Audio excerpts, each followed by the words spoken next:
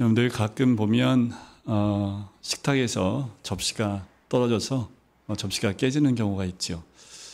접시 깨지는 소리 한번 들어보시면 진짜 굉장히 커요. 근데 더 문제는 깨진 그 조각들이 산산이 부서지면서 온 사방으로 다 튀는 것을 아마 한 번쯤은 다 경험해 보셨을 겁니다. 그 조각들에 조금만 손이 닿아도 금방 빌 수 있기 때문에 진공청소기로 샅샅이 다 빨아들여요. 깨진 건 깨진 거지요. 깨진 조각은 가치가 없는 것을 보게 됩니다. 그런데 여러분들이 이 깨진 조각으로 작품을 만든 사람이 있습니다. 김경균 교수님이라는 분이 강릉에 사시는데 바다에 버려진 쓰레기를 보면서 그중에 바다에 버려진 유리들을 이분이 모으기 시작해요. 그래서 그 깨진 유리로 모아서 작품을 만들어요. 물론 가족들은 반대했습니다. 뭐 하는 짓이냐고. 그런데 이 교수님은 뚝심 있게 작품 활동을 해요. 제가 그 작품 활동하는 것, 저게 깨진 거 다 바닷가에서 모아서 작품 활동한 거고요. 다음 사진 보시면 저게 작품입니다. 깨진 것처럼 보이세요? 작품처럼 보이세요? 또 스위스에 보면 예술가 사이먼 버거라는 분이 있는데 이분은 유리를 일부러 깨뜨린답니다. 유리 조각을 깨요. 그래서 그것을 작품으로 만듭니다. 만드는 작품도 제가 사진 봤는데 이렇게 그냥 유리를 이렇게 깨요. 작품이 나왔는데 한번 볼까요? 작품을. 대단하죠. 네, 그냥 유리를 깨트려서 저런 작품을 만들어요. 닫아주십시오. 네, 저거 보고 놀라고 드린 건 아닌데 이런 작가보다 아무래도 더 섬세하시고 탁월한 인생의 조각가가 계시지요. 바로 우리 예수 그리스도입니다. 시편의 31편에 보면 우리에게도 깨진 시간이 있다고 얘기를 해요. 현대어 성경을 이렇게 번역을 합니다. 나는 죽은 사람처럼 모든 사람들의 기억에 사라졌으며 깨어진 질그릇같이 되었습니다. 그런데 우리의 인생의 어둠길을 가시는 분도 있습니다. 부서진 것 같은 시간, 그렇게 밤의 시간이 지속되면서 마음이 많이 힘들고 어려운 분들도 계시지요. 하염없는 눈물만 흐르는 그 시간들을 아마 보내고 계시는 분도 있을 겁니다. 그런데 그 깨진 조각들로 아름다운 작품을 만드신다라는 거예요. 여러분들, 우리는 우리 주님의 아름다운 작품인 줄 믿습니다. 우리 옆에 분한테 당신이 그 작품이래요. 한번 인사하실까요? 여러분들, 근데요, 작품이 시작한 것도 있고요. 작품이 어느 정도 된 것도 있지요. 네, 그 작품이 되는 과정 가지고 뭐라고 하시면 안 되고 작품이 되는 걸 옆에서 지켜보는 게 또 우리에게 허락하신 하나님의 또 큰 축복이 아닌가라는 생각이 듭니다. 상심한 자들을 고치시며 그들의 상처를 싸매시는도다. 시편 147편 말씀입니다. 혹시나 깨어진 상황에 있는 분들이 있으십니까? 나의 깨진 조각을 버리지 마시고 주님께로 가져가십시오. 마치 내 깨진 삶이 아무 의미 없는 것처럼 생각할지 모르겠지만 그것이 주님 손에 붙잡혀지는 그 순간에는 어느 순간부터는 아름다운 작품으로 변화되는 거지요. 스탠리 선교사님이 이런 말씀을 하세요. 만일 당신의 삶이 조각조각 부서져 있다면 그 조각들을 모두 하나님께 드려보세요. 그러면 하나님께서 그 조각들로 아름다운 무엇인가를 만들어내실 겁니다. 근데 상한 마음을 늘 주님께 올려드리길 간절히 소원합니다. 요셉도 모세도 야곱도 수많은 믿음의 선배들도 그 가운데 기적을 체험하게 되었지요. 오늘 우리에게 이런 주님의 역사가 있기를 주님의 이름 간절히 축원드립니다. 우리는 예외 없이요, 죄로 말미암아 다 깨진 조각들, 깨진 상황들로 인해서 수치심과 두려움의 문제를 안고 살아갑니다. 물론 복음은 우리를 이 쓰리쓴 결과물로부터 건져내지요. 하지만 완전한 완성품이 되는 것은 우리가 천국에 갔을 때 그때야 온전히 완성이 되겠지요. 성도는 이 수치심과 두려움에서 온전한 근본적 자유를 누리면서도 여전히 내면적인 긴장감 가운데 살아가고 있습니다. 그리고 복음으로 그 자유를 누리는 만큼 진정한 우리 자신을 바라보고 회복할 수 있는 거지요. 이 문제는 공동체와도 깊이 연관이 되어져 있습니다. 우리는 수치심과 두려움이 얼마나 공동체를 와해시키는지 또 그 역할을 하는지 이해할 필요가 있습니다. 수치심이라는 책을 쓰신 분이 있는데 커트 톰슨이라는 분이 수치심에 대해서 이렇게 이야기를 합니다. 제가 그분의 얘기를 한번 적어왔는데 한번 제가 읽어드릴 테니까 한번 눈으로 쫓아와 보세요. 수치심은 개인의 내면뿐만 아니라 개인과 개인 사이에 활발히 그리고 의도적으로 작용한다. 수치심의 목표는 표적이 되는 조직을 와해시키는 것이고 수치심의 힘은 교묘함과 침묵에 있으며 수치심은 해당 조직이 문자 그대로 아수라장이 될 때까지 만족하지 않을 것이다. 여러분들 이 수치심은요, 우리가 우리의 문제를 혼자 힘으로 해결할 수 있어야 한다고, 또 더 나아가 모든 일에 최선을 다하고 실수가 없어야 한다고, 누군가로부터 버림받지 않으려면 그래야만 한다고 믿게 합니다. 그래서 최선을 다해 안간힘을 쓰면서 살지만 그래도 무엇인가 부족할까 봐 우리는 우리의 원래의 모습이 아닌 감춰진 모습, 또 무엇인가 거짓된 내 자아의 모습을 형성하면서 나아가게 되지요.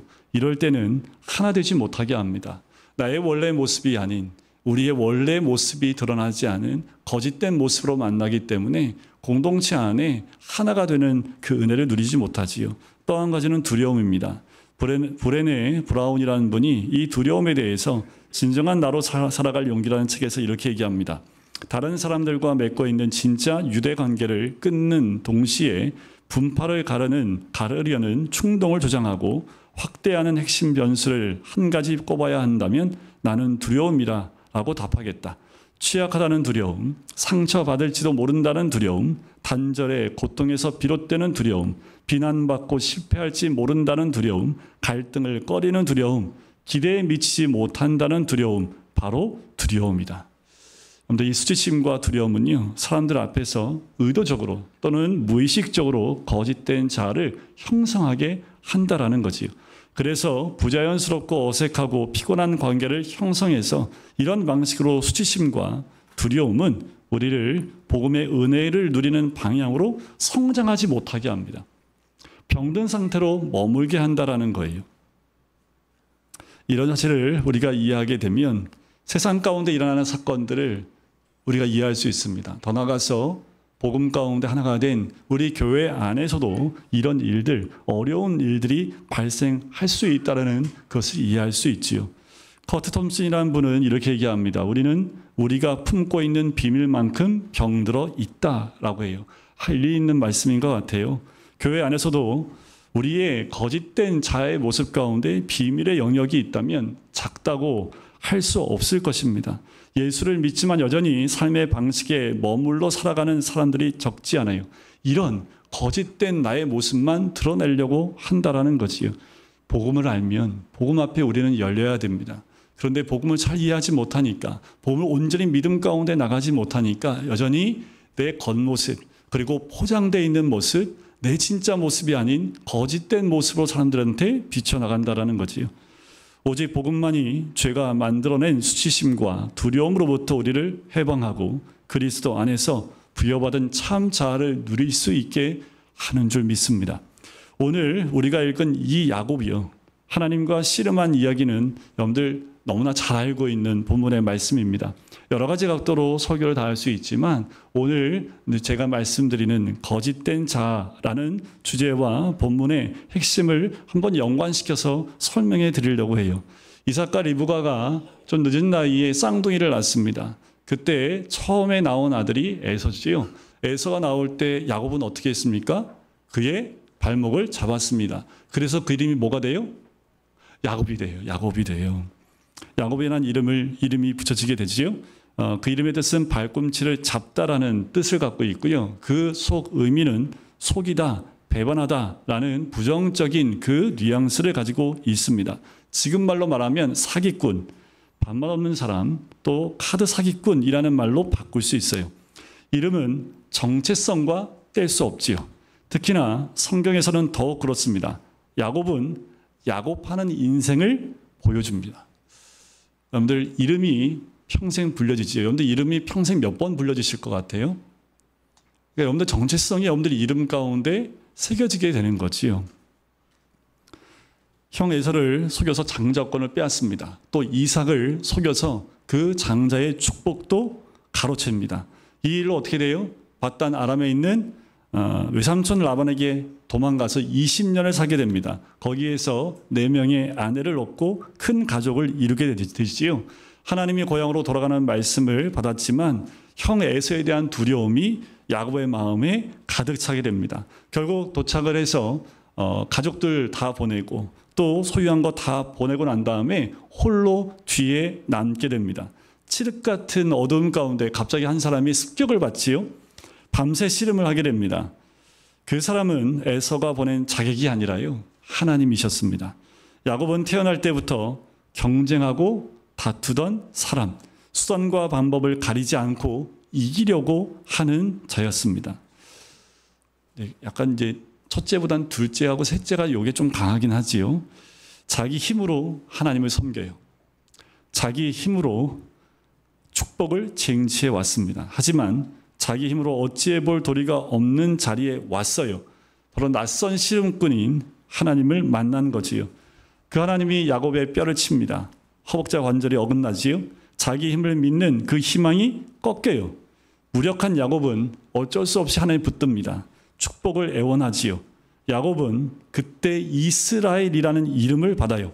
속이는 자가 하나님과 및 사람과 겨루어 이긴 자라는 새 정체성을 얻게 됩니다. 이 승리는 쩔뚝거리는 승리입니다. 자연적 힘이 아닌 영적 힘으로 얻은 승리였지요. 자신의 힘에 대한 신뢰를 포기한 야곱에게 하나님은 승리를 선물로 주셨습니다. 야곱은 새로운 정체성을 얻었지요. 그래서 이스라엘로 살아갔던가요? 성경을 그 이후에 보면 여전히 야곱은 야곱대로 살아가는 모습을 보게 돼요. 그의 인생은 결국 이스라엘로 완성이 되도록 하나님이 인도하십니다. 그 여정을 향하여 가는 것을 볼 수 있어요. 델 알렌더라는 그분은 이렇게 얘기해요. 두 이름 사이에 끼어 있는 삶을 산 사람이 야곱이다라고 얘기를 해요. 그리스도인은 그리스도 안에서 얻은 새 이름과 새 정체성이 있는 줄 믿습니다. 종종 그 새 정체성과 새 이름으로 살아가지 않고 현실적인 자기 모습에 눌려서 자기의 모습 그대로 야곱처럼 살아가고 있는 모습, 그것이 우리의 모습은 아닙니까? 그래서 야곱이 멀리 있는 사람 같지 않아요. 야곱을 보면 왠지 나와 같다는 생각이 드는 사람이기도 합니다. 야곱의 이야기를 보여주는 두 이름 사이에 끼어 있는 삶은 그리스도인의 삶의 긴장을 잘 보여줘요. 그리스도 안에서 얻은 참된 정체성, 참된 자아가 있지만 현실에 있을 때 새 정체성을 망각하고 살아갑니다. 여러분들 한 주간 동안 여러분들 정체성에 맞는 삶을 사셨나요? 아니면 그걸 다 잊고 또 내가 하고 싶은 대로 사셨나요? 우리가 망각하고 살아갈 때가 더 많은 자신을 발견하게 됩니다. 야곱의 이야기는 그래서 우리의 삶과 굉장히 흡사하다는 생각이 들어요. 야곱은 쌍둥이로 태어났지만 장자가 아니라는 사실에 만족할 수 없었습니다. 우리의 삶도 마찬가지지요. 우리가 만족한 삶으로 살아가고 있는 사람은 별로 없을 겁니다. 그래서 형을 속여 장자권을 쟁취했지요. 아버지를 속여서 가로챌 축복을 가로챌 때도 그는 아버지한테 뭐라고 얘기하냐면 나는 아버지의 맏아들 에서로 소이다 라고 자신의 이름과 정체성을 속여야만 했습니다. 그는 자기 자신으로 살기에는 무언가 부족하다는 느낌에서 자유롭지 못했어요. 형 거를 빼앗아야지 만족할 것 같은 마음에 속여서라도 장자권과 축복권을 빼앗은 거지요. 그는 강한 척해야 했고 똑똑한 척해야 했고 더 괜찮은 사람으로 보여야 한다고 생각하고 살았습니다. 그래서 야곱의 삶을 보면 똑똑한 사람처럼 많이 비춰져요. 그래서 우리는 야곱을 잔머리 굴리는 사람이라고 얘기하지요. 하지만 야곱은 스스로 그렇게 절대 생각 안 합니다. 자기는 똑똑한 사람, 나하고 붙어서 이길 수 있는 사람 단 한 명도 없다라고 생각하는 거짓 자아를 가지고 살아온 사람이 야곱입니다. 죄가 가져온 수치심은요, 나는 부족하다고, 나는 무엇인가 문제가 있다고, 나는 중요한 사람이 아니다 라는 자아에 대한 관점을 형성을 해요. 그래서 거짓된 자아가 형성을 해서 자신의 취약점을 가리려고 하는 방식으로 나타나요. 이 일에는 상상보다 큰 감정적 에너지가 쓰이게 됩니다. 무슨 일을 하든지 모든 일이 거짓된 자아를 형성하는 것과 연관이 되기 때문에 그곳에 에너지를 쏟을 수밖에 없어요. 사람에게 내가 어떤 평가를 받을 것인가, 그리고 사람이 이 일을 보고 나를 인정해 주실까, 어떻게 인정해 줄까, 여기에 관심이 있기 때문에 내 에너지를 그 일들에 집중해서 다 허비해 버린다라는 거지요. 감정적으로 소진할 수밖에 없고요. 마음의 안식을 누리지 못합니다. 사람을 만날 때 편해야 되는데 사람을 만나고 나면 늘 마음에 긴장감이 있는 것이 우리의 삶이지요. 뿐만 아니라 이런 거짓된 자아로 관계를 맺고 살아가는 삶에서는 친정한 연합을 할 수가 없어요. 연합이 불가능합니다. 결혼해도 마찬가지예요. 여러분들 결혼했더니 그 다음 날부터 남편과 아내가 탁 결합이 돼서 너무 좋던가요? 아니면 결혼한 그 순간부터 또 다른 전쟁과 또 다른 이 감정 소모 가운데 가셨나요? 글쎄 한 30년, 40년 살면은 그게 온전한 연합 가운데 갈 수 있을까요? 그래요. 주님 안에서 우리가 나아가게 되면 시간이 갈수록 연합이란 단계로 나아갈 수 있지만 여전히 우리는 결혼을 해도 자녀를 낳아 양육을 할 때에도 우리의 거짓된 자아의 모습이 이 관계를 온전히 나아가지 못하게 합니다. 수치심은 단순히 죄책감과는 좀 다른 감정이기도 해요. 수치심은 내가 나쁜 존재, 부족한 존재라고 느끼게 하는 거지. 하지만 죄책감은요, 그렇지 않아요. 내가 나쁜 행동을 했기 때문에 느끼는 감정이지요. 하지만 수치심은 자기 자신을 비하하는 쪽으로 가는 것을 보게 됩니다. 자, 그러면 복음은 여기서 어떻게 작용을 할까요? 복음은 우리에게 그리스도 안에서 새로운 이름과 새로운 정체성을 부여합니다. 하나님의 진노의 자녀에서 하나님의 사랑밖에 받을 수 없는 존재라고, 하나님의 자녀라고 이야기합니다. 죄인이 용서받은 의인이 된다라고 이 복음은 우리에게 알려져요. 그럼에도 불구하고 현실의 자신은 사랑스럽지 않지요. 그래서 그리스도인에게는 두 이름 사이에 끼어 살아가는 긴장이 있습니다. 만일 우리가 자신에게 대해서 만족하지 못하고 무언가 부족하다 느끼고 자신이 없고 수치감을 느낀다면 그것은 우리의 실제적 취약함 때문에 생기는 문제는 아니라는 거예요. 우리가 분명히 알 필요가 있는데 뭐냐면 태초에 하나님이 천지를 창조하시고 인간을 만드실 때 인간이 완벽했습니까? 완전한 인간으로 만들어졌던가요? 그렇지 않아요. 인간이 만들어지고 난 다음에 벌거벗었다는 그 표현을 써요. 벌거벗었다는 것은 그들이 취약한 존재라는 것을 간접적으로 알려줍니다. 또 벌거벗었다는 것은 상처에 대하여 무방비하다라는 의미이기도 하지요. 두 사람은 이렇게 벌거벗은 취약한 존재로 창조됐어요. 그런데 뭐 하지 않았어요? 부끄러워하지 않았어요. 그들은 취약함 속에서 하나님께 그리고 서로에게 의존하면서 삶의 풍성함을 누립니다.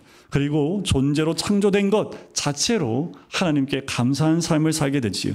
우리가 서로에게 의존해야 하는 이유는 처음부터 인간이 지닌 취약성 때문에 그래요. 우리가 하나가 되고 결속이 되는 건 한 명 한 명이 완성된 완제품이 아니라 우리의 부족함 가운데 서로를 의존하고 하나님을 의지하며 하나가 되어져 간다라는 거예요. 그래서 하나님은 사람이 혼자 있는 것을 좋게 여기셨다? 좋게 여기지 않으셨다라는 거지요. 여러분, 취약성이라는 그 말을 아십니까? 이 말의 사전적 의미는요, 이런 뜻이에요. 어떤 것에 민감하거나 약하여 쉽게 부서지거나 영향을 받거나 손상되는 성질. 나를 말씀해 준 것 같지 않습니까? 어떤 것에 민감하거나 약하여 쉽게 부서지거나 영향을 받거나 손상되는 성질. 이거를 한자를 그대로 쓰는 거 보면 무르고 약한 성질이라는 뜻이 있습니다. 문제는요, 본래 취약성이 아니라 죄가 가져온 수치심입니다. 본래 인간은 취약한 존재로 창조되었지만 서로 의존하면서 더 삶 속에서 풍성함을 누릴 수 있고 풍성하게 만들어갈 수 있는 그 조건이 되었던 거예요. 그러나 범죄하자마자 이 취약성은 수치심이라는 감정을 실어 나르는 조건이 됩니다. 범죄한 아담은 아내를 탓하지요. 아내를 수치스럽게 여겼다는 뜻입니다. 벌거벗은 취약성은 무방비로 공격을 받고 상처를 받았습니다. 수치심은 그들로 하여금 자신들의 취약성이 문제라고, 자신들이 더 이상 취약해서는 안 된다고 생각하게 했어요. 그래서 어떻게 해요? 이걸 숨기기 위해서 덮기 시작을 하지요. 보호하기 시작하고 강화하게 하는 그 숱한 노력을 반복합니다. 그것이 거짓 자아를 형성하기 시작을 한 거예요. 하지만 인간이 거짓된 자아를 통해 자신의 취약성을 숨길 수는 있을지 모르지만 그 취약성을 제거할 수는 없습니다. 인간은 자신들이 취약하지 않으며 취약한 존재가 되어서는 안 된다고 믿고 싶어 하지만 큰 착각이라는 거예요. 자, 그럼 이제 이렇게 자신의 본래의 취약성을 수치스럽게 여기는 죄인에게 복음이 한 역할이 무엇입니까? 복음은 우리의 취약성을 제거하는 대신에 우리의 취약성으로부터 수치심을 제거합니다. 복음이 우리에게 하는 일은 우리의 취약성이 더 이상 상처받지 않을 정도로 강인하게 만드는, 그 취약성을 더 이상 부끄럽게 하지 않는 그런 것을 제공하는 것이 아니라 우리에게 그것을 용납할 수 있는 용기를 제공해 준다라는 거예요. 여러분들, 복음은 우리 외모를 고쳐주지 않습니다. 외모는 우리의 부끄러워하는 모든 모자람을 채워주는 방식으로나 우리 안에 하나님의 깨어진 형상을 회복시켜주지 않는다라는 거예요. 우리가 부끄러워하던 그 취약성을 그대로 둔 채 우리가 자신의 참 자아를 용납하고 사랑하고 기뻐하게 만드는 것이 복음이 하는 일입니다. 진정한 믿음 가운데 나가면 우리 자신을 사랑할 수 있다라는 거예요. 그런데 믿음 가운데, 복음 가운데 가지 않으면 늘 자신의 부족함 때문에 자신을 사랑하지 못합니다. 늘 뭔가 포장해야 되고 난 누구에게 사랑받아야 되기 때문에 애를 쓰는 모습으로 간다는 거예요. 그런데 복음이 내 안에 들어오고 믿음이 내 안에 들어오면 나의 그 취약한 부분들이 오히려 감사하고 사랑하는 그 모습이 된다는 거지요. 우리가 자신의 참자를 용납하고 사랑하고 기뻐하게 만드는 것, 그것이 복음이 하는 일입니다. 야곱의 이야기에서 하나님은 야곱의 교활하고 경쟁적이고 못된 성품을 즉각적으로 고쳐주심으로 어떤 일을 하게 하신 게 아니에요. 야곱이 하나님 만나서 그 순간 완전히 사람이 바뀌어서 완전히 하나님의 성품으로 완전히 바뀌었다는 말씀이 없어요. 그에게 새 이름과 새 정체성을 부여하는 방식으로 하나님은 야곱이 자아를 부끄러워하던 그 수치심을 제거해 줍니다. 야곱은 더 이상 거짓된 자아를 형성해 살아갈 필요가 없어요. 하나님께서 주신 참 자아로 살게 하시는 거지요. 그렇게 그 취약성을 받아들이면서 변화의 여정을 시작하는 겁니다. 야곱은 계속 이 내면의 모습, 취약성과 수치심 가운데 하나님의 정체성, 하나님이 우리에게 주신 그 정체성을 회복해가는 그 과정으로 나가는 거지요. 그리스도인도 그 인생을 살아가는 동안에 내내 이런 변화를 경험하게 됩니다. 복음이 만들어내는 이 변화는 영광스럽습니다. 복음 안에서 하나님은 어떤 조건 속에서가 아니라 우리를 있는 모습 그대로 용납해 주시고 사랑하시는 거지요. 그 말씀이 어디에 나오냐면 바로 스바냐 말씀에 나와요. 너의 하나님 여호와가 너의 가운데 계시니 그는 구원을 베푸실 전능자시라. 그가 너로 말미암아 기쁨을 이기지 못하시며 너를 잠잠히 사랑하시며 너로 말미암아 즐거이 부르며 기뻐하시리라 하리라. 늘 복음으로 우리의 눈의 렌즈를 바꾸셔야 합니다. 복음이 내 눈에 장착이 되는 순간 하나님이 너무나 기뻐하고 하나님이 우리의 모습 그대로 너무나 사랑하는 존재가 된다라는 거예요. 우리는 믿음 가운데 나갈 때 세상의 눈이나 육적인 눈으로 보는 것이 아니라 복음의 눈으로 우리를 봐야 합니다. 하지만 사탄은요, 그렇지 않아요. 우리의 수치를 드러내고 수치감을 자꾸 재생합니다. 너는 이 따위로 살면서 하나님 자녀라고 말할 수 있어? 넌 자격이 없어. 너같이 못난 존재는 쓸모없어. 라는 이런 내적인 수치심을 계속 넣어줘요. 말씀대로 산다고? 너 오늘 큐티했어? 큐티 못했잖아. 한 주간 동안 이 방학 동안에 미션 줬는데 너 했어? 하면서 스스로의 연약함을 자꾸만 수치심을 통해서 우리를 무너뜨려 간다라는 거지. 수치심하고 율법주의는요, 뗄래야 뗄 수 없습니다. 수치심은 우리가 우리의 문제를 혼자 힘으로 해결할 수 있어야 한다고, 또 완벽해야 하도록 우리를 몰아가요. 하지만 복음은 다르게 말합니다. 나는 너와 함께 있는 것이 기쁘단다. 내 존재가 나에게 기쁨이 된다는 것을 알아라 라는 거예요. 늘 복음은 지금도 우리를 향해서 하나님이 너로 인하여 기쁨을 이기지 못하는 그 존재가 바로 너야 라고 말씀해 준다라는 거예요. 가정에서 비유해 보면 여러분들 이렇게 자란 자녀가 있습니다. 아빠와 엄마의 사랑을 받으려면 나는 최선을 다해야만 해. 실수는 결코 용납될 수 없어. 금쪽이들이 주로 이제 이런 가정에서 많이 자라잖아요. 그죠? 그러면 어떻게 해요? 이런 것들이 지속되어지면 이 자녀의 수치심이 굉장히 강화됩니다. 그 인격을 지배하게 되죠. 그런데 반대로 내가 엄마와 아빠에게 얼마나 사랑스러운 존재인지 아니? 내가 공부 못해도 너무 예뻐. 좀 부족해도 괜찮아. 왜냐하면 너는 내 아들이고 내 딸이니까. 그거 하나만으로도 엄마 아빠는 기쁘단다 라는 말을 계속 들으면 그 자녀는 연약함 속에서 가시기의 짐과 거짓된 자아를 형성하는 일로부터 벗어날 수 있는 거지요. 교회란 공동체가 이런 공동체가 되어야 합니다. 서로의 취약성을 공격하며 수치심을 드러내는 것이 아니라요. 그 수치심을 받아내면서 오히려 서로 칭찬하고 사랑의 존재라는 것, 원래 하나님의 기쁨의 존재라는 것을 서로 이야기하면서 교회야말로 최고의 가정의 공동체가 되어야 될 줄 믿습니다. 여러분들 이 모습을 예수 그리스도께서 직접 우리에게 보여주셨어요. 가장 취약한 인간의 모습으로 이 땅에 오셨지요. 그리고 가장 취약한 모습으로 죽으셨습니다. 인간의 수치를 가장 적나라하게 드러내는 방식으로 군중 앞에서 벌게 벗겨졌지요. 채찍질 당하고 십자가에 못 박혀 죽었습니다. 예수님의 삶과 죽음에서 인간의 취약성을 온전하게 드러냈어요. 그런데 우리 주님이 그것을 조금도 부끄럽게 여기지 않으셨습니다. 히브리서 기자는 이렇게 말해요. 믿음의 주여 또 온전하게 하시는 이인 예수를 바라보자. 그는 그 앞에 있는 기쁨을 위하여 십자가를 참으사 부끄러움을 개의치 아니하시더니 하나님 보좌 우편에 앉으셨느니라. 자, 예수님은 믿음의 주요, 우리의 믿음을 온전하게 하시는 분입니다. 자, 우리가 하나님의 사랑을 받는 자녀가 되는 그 기쁨을 위하여 취약한 존재로 완전히 무방비한 상태로 그리고 상처받고 깨어지고 찢어지는 십자가를 우리 주님은 감당하시고 참으셨습니다. 그런데 예수님은 조금도 부끄러움을 개의치 않으셨습니다. 그런데 개의치 않는다는 게 무슨 뜻이냐면요. 개의치 않는다, 깔보다, 업신여기다, 멸시한다라는 의미가 그 안에 있습니다. 그러니까 죄를 알지도 못하심으로 수치심을 가질 이유가 하나도 없으신 우리 주님인데 우리를 대신해서 수치를 겪으신 거예요. 그리고 그것을 부끄러워하지 않으신다는 거죠. 여러분들 이걸 보세요. 예수님은 그 수치심을 받을 만한 그 자리에서도 부끄러움을 개의치 않으셨습니다.